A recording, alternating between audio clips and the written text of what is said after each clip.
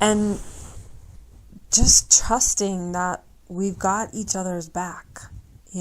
I'm really, really surprised because I'm just recognizing through this process, it's like there are certain things you can train with an animal. You can train certain behaviors. Like if you're working with a dog, you can do sit and down and come and stay. With a horse, you're training certain behaviors and commands, asking them to do certain things. But trust is something that develops. I'm finding in my behavioral training, understanding directly from the animals. Trust is something that develops as a result of creating an environment where you both get to show up essence to essence. It is definitely, without a doubt, a sacred space. And without a doubt, to me, the way that I experience it through the process of chi is it's the space where we're out of our heads, we're in our bodies, and we're literally connecting essence to essence in the energy field of chi, which is what surrounds and animates everything. So it's a level of intimacy, and we're so used to, hearing the word intimacy, and that means, sex or copulation. When intimacy, I am going to redefine it as sharing sacred space with another where you are completely okay to be yourself. They are completely able to be okay being themselves. And there's a sacred space between the two of you where you realize you're probably both at your most vulnerable, and neither one of you will attack that in the other. You honor it. You respect it. So often, and I can only speak to this from my experience now with being with Siri in this space. So I had my horse Cisco for 21 years. He was my beautiful paint horse that was given to me by my friend Michelle. And Cisco was such an incredible teacher for me of really learning about myself emotionally and understanding myself at a much, much deeper level. And there was a safety that he actually landed up creating for us. It took a while. It was not this way at the beginning. It took a while. But he created a space of safety for us that I could just trust him. Like I knew he wasn't going to hurt me. I knew he was going to take care of me. And I knew we were both growing up. My emotional stuff, his emotional stuff.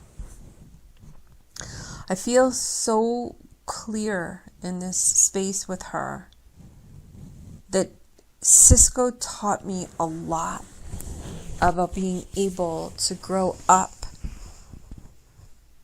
and to not utilize my emotions as weapons, to not project things at him, to not get frustrated by the things that he did. He just was being neutral, and if something happened and it triggered me, it was my shit that I needed to take a look at. And so often I see in the horse world that, or even in the dog world, or even in the human world, right? We're still blaming somebody else for our triggers. We're still putting the responsibility of our triggers on whoever we're around. And, when we do this with an animal that is a flight animal, that is highly, highly sensitive, and we perceive them, as this big animal and they can take on anything, whatever, but we don't realize how deeply sensitive they are, which is what I realized that with Cisco, but I'm learning it from Siri in a different way, from the feminine level of like intimacy and kindness and caring and vulnerability and understanding and being able to, set clear boundaries without it having to be forceful or aggressive, and to create a sense of safety inside of myself that I'm able to share with her, and to reflect back that I am safe, and to reflect back also that she is safe with me.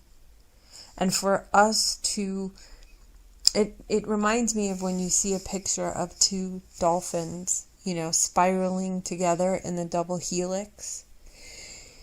That's what it really reminds me of. It's no longer this space of like training, and I have to get her to do something, and then I have to accomplish this step, and then I have to accomplish this step, because I don't know, perhaps we're doing things in a progressive order. I don't know.